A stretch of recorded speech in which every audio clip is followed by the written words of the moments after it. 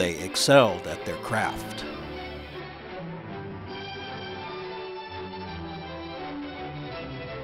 Pillaging and plundering.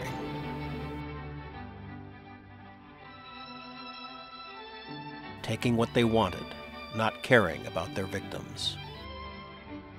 There are powerful forces at work in California and Congress that rival the ruthlessness of those who sailed under this flag.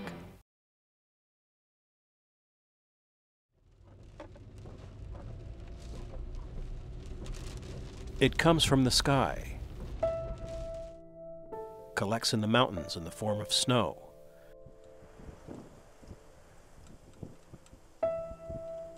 It's gathered in large reservoirs for distribution to cities, agriculture,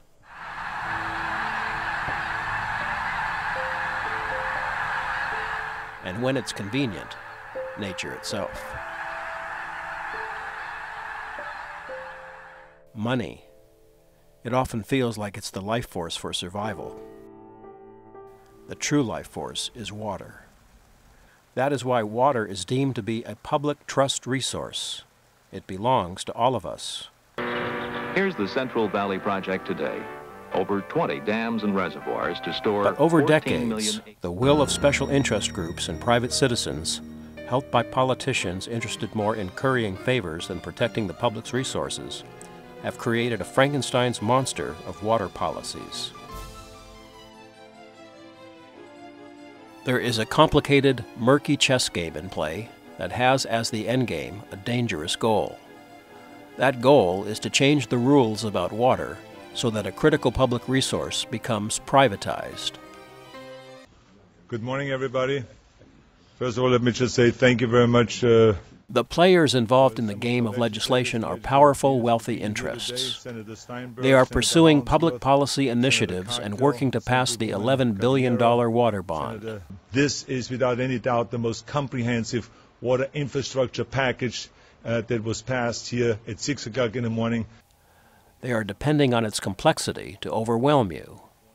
They have carefully devised a comforting name for their legislation: the Safe, Clean, and Reliable Drinking Water Act of 2010. Words designed to prevent voters from questioning the actual intent of the measure.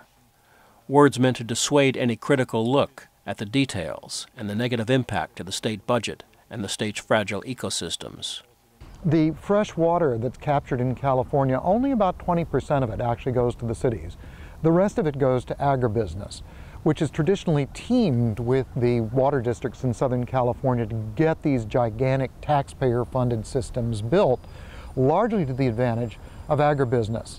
And agribusiness is not only sucking up the lion's share of the water, but it's poisoning it at the same time by dumping its swill back into the state water system. It's like hooking your sewage system up with your drinking supply system. This will build water storage above the ground and below the ground water storage. The economics of it are totally insane. They're tapping into the general fund, so we're going to keep reducing the number of teachers, we're going to keep raising college tuition, we're going to keep cutting programs for disabled people in California to funnel several million acre feet of Northern California water around the problem-plagued delta and ship it into the western San Joaquin Valley for agribusiness, and the rest of it will go to Southern California so we can build yet more subdivisions in the middle of a desert.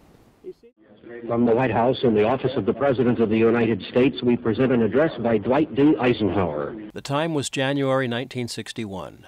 President Dwight David Eisenhower asked the nation's broadcast networks for television and radio time to make a farewell address to the country.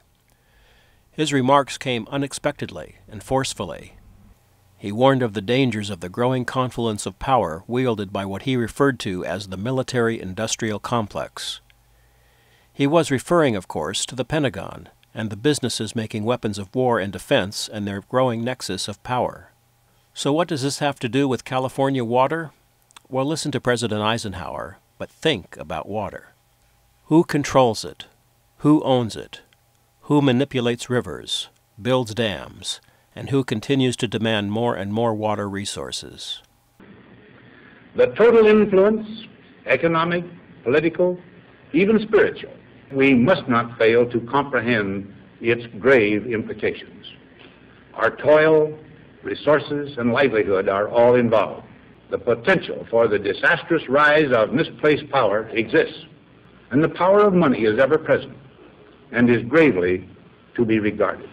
You and I and our government must avoid the impulse to live only for today, plundering for our own ease and convenience the precious resources of tomorrow.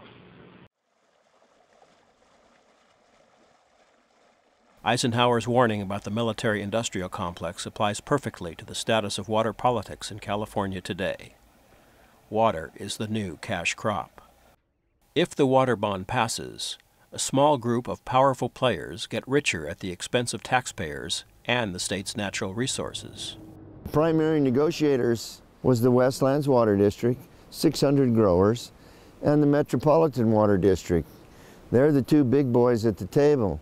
The Delta area legislators were excluded from the negotiations and the putting together of this bill. California cannot grow its prosperity and jobs if we cannot ensure a reliable supply of water. Among the many arguments in favor of the bond, you will hear that expanding the rights to sell public water for profit will help alleviate drought situations. But remember recent history and think about energy deregulation and the Enron debacle.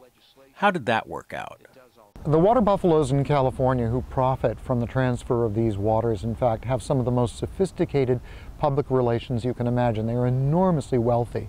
And so it's just to be expected that they will tell the voters that they have to vote for this or the water will be turned off. It will benefit a very small number of very wealthy people, and it will destroy the environment, and at the same time, it will poison the water system of the people in Southern California.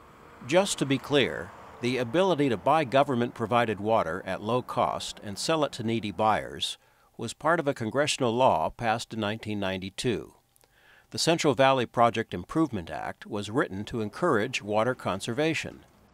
Unfortunately, in actuality, the law has been twisted and manipulated by greedy individuals at corporate agriculture into a fluid cash cow.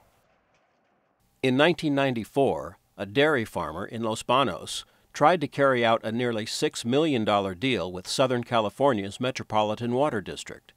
It was a deal that didn't happen, not because it was illegal, but because of the heat generated by media coverage. But times have definitely changed. In 2009, a $77 million sale was completed, and at the end of the year, another big water-for-profit sale was in play. But worse yet, in what is an in-your-face, up-yours effort, California Senator Dianne Feinstein is working to change that law and remove any restrictions on water sales, a move specifically designed to benefit her friend and campaign supporter, Beverly Hills billionaire Stuart Resnick, and his huge and expanding agricultural empire in Kern County. The water pirates are very busy these days, essentially saying to taxpayers, up yours. We're not making this stuff up, it's happening. The game of the water pirates is simple. Change the laws so that a public resource, water, largely funded by taxpayer dollars, becomes privatized. When that happens, it's game over, and you can flush away any hope of restoring salmon runs or protecting the health of the Delta and the San Francisco estuary. But then, the water pirates don't care about this nursery for baby salmon, baby crabs, and so many more species that make it the most important estuary in both North and South America. They care about profit and power, a pirate's dream, and they will say anything to sell their greedy vision. Fight back. Vote no on the water bond, and talk to your friends, family, and coworkers about what you've seen in this video.